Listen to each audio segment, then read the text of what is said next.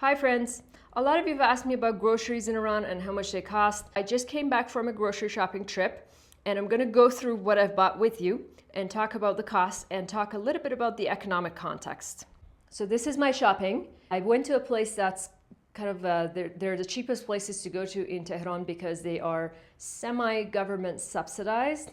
Think of it like going to Costco, which is, Costco is not government subsidized, but because you buy in bulk, it's cheaper. Prices that you see here are kind of like the cheapest prices you can find in Tehran, although it does differ from one neighborhood to another, and I'm in a more expensive neighborhood, so there are places that you can find cheaper stuff. So let's go through what I have. So I have the eggs. There are 30 eggs here. This is cheese, Iranian cheese, and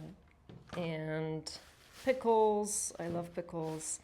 And milk that lasts a bit longer, so it's a little more expensive than the regular kind. And then over here I have some mushroom and potatoes. So I looked at what I spent this morning, and it's a total of 1 million toman something. So that comes to $7, 7 American dollars. The eggs and the mushrooms together came to $3.25, something like that. These three together, less than $3, maybe $2.85. And then the potatoes are just under $1. You might think that this is cheap compared to what you spend on your groceries, but keep in mind that minimum wage in Iran can be as low as $100 a month. Imagine that if you're getting paid only $100 a month and you have to pay $7 on just maybe half of your groceries for a week, that's expensive. Iran has been experiencing a severe economic crisis at least since Trump tore up the Iran deal back in 2018 and reimposed the sanctions. Our currency has been devaluing at a very fast pace. So what was $7 a year ago is very different from what is $7 today. That's why when I convert it to the dollar, it doesn't reflect the economic squeeze that a majority of people, including myself, are experiencing.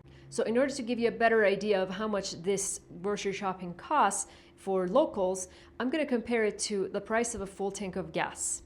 You might have seen my video from the gas station the other day where I paid 100 tomans for a full tank of gas.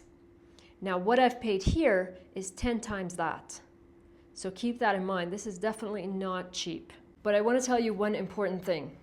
Last year, after the end of the 12-day war, or the temporary end of the 12-day war, the cost of living started to skyrocket, especially after September. And then it resulted in the January protests, which you all are aware of. There is a real fear that if we get stuck in another round of frozen conflict, we are going to experience the same thing as we did after the 12-day war, which is that the cost of living is going to go through the roof again.